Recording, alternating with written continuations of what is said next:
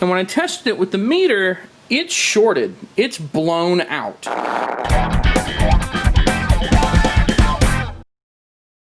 Alright everyone, I want to show you what I'm working on. I'm kind of going out of my comfort zone with this.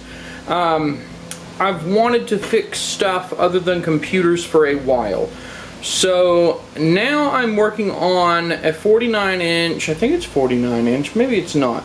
But an LED TV by Toshiba, bought at Best Buy. It came in, let me just show you. It came in with, well, you see that burn mark right there? I bet you can see that burn mark right there.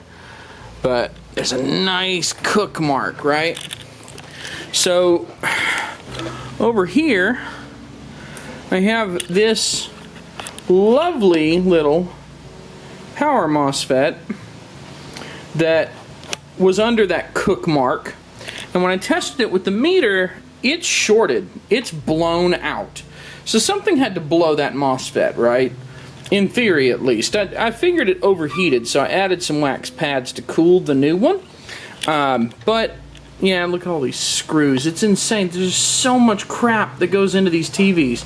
You just got screws and brackets and more screws and beer, which doesn't go in the TV but makes me feel better. So, this is the TV's LED strip. I'll have to turn the exposure down. There's, I don't know, I haven't counted, 12 by 7, so 7 by 12. That's what, 84, I think? 84 LEDs, is that right? 7 by 12? 70 plus 14, yeah, 84. So there's 84 LEDs. This LED is bad. Now, how do I know that one LED right there is the bad LED in the bunch? Well, here's what I did. Oh, by the way, those are the light diffusers down there on the floor. And if we go over here and we go to my, I'm painting a room, so the place is a mess. This is not my countertop. This thing that you can't really see due to the darkness is actually the screen. I didn't have anywhere else to put it without it breaking. So here's the actual LCD panel. The thing is humongous. I don't have room right now. So I set the panel and diffusers aside real quick, just because this is a moment. And I'm vaguely proud. I painted this room. Isn't that cool? Yeah, okay. Painted room. No one's ever seen that before, right? Alright, whatever. Anyway. So let me show you that LED array there. Let me show you how I figured it out. So, see this little, my Canon R60 here? I love my Canon R60. It's my first camcorder that I ever owned. I bought it something like 7 years ago, made my first music videos and short films on it. Well, what I did was I held it up above the LEDs and took a video at 60 frames a second. Now what does that do for me? Well, I plugged in the TV. After I repaired that MOSFET, the backlight would come on and blink. So I repaired the TV's power board and I took this video. Now, you'll notice it's a video of the LED strips that we looked at earlier, the 84 LEDs. So here's the trick. I recorded at 60 frames a second and here's what it caught. Okay? So we can see two of the rows. This is not a row of LEDs. This is actually their angled edges here. So you'll see some reflections. But we can see those two rows are fully populated. Bam! Okay. So one of the rows went off, but three of them here, it looks like this one works all the way over here. And then, so all of these work. This row here works. What's the next frame look like?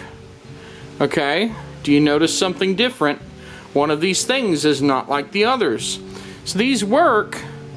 Oh look, 3 over, 3 over.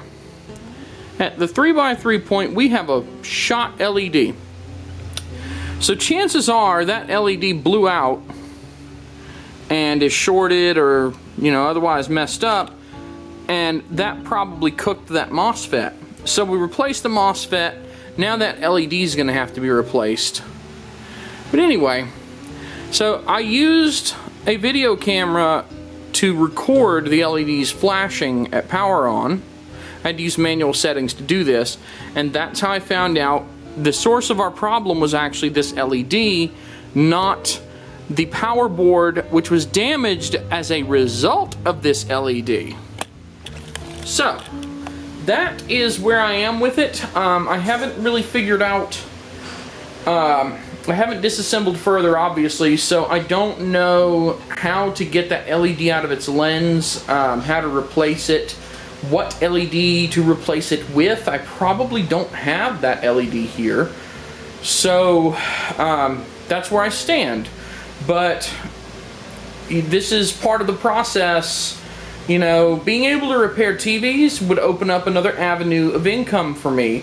So I would really like to be able to figure these things out and start repairing more televisions. Because here's the thing, this TV was like, I think $400 when it was new. If I charge someone $200 to fix this TV, it's half the price of the TV, and you can get new TVs for $300, but they're not as good as this one.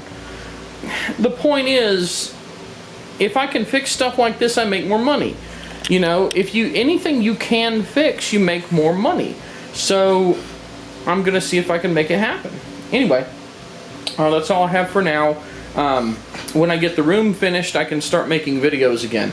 But this little impromptu video is just, I wanted to show you what I was up to. I haven't made a video in a while, and there you go. Okay, well, I'm going to get out of here and do something with these diffuser layers on my floor, I think, and figure out the LEDs. Have a good one. Bye-bye.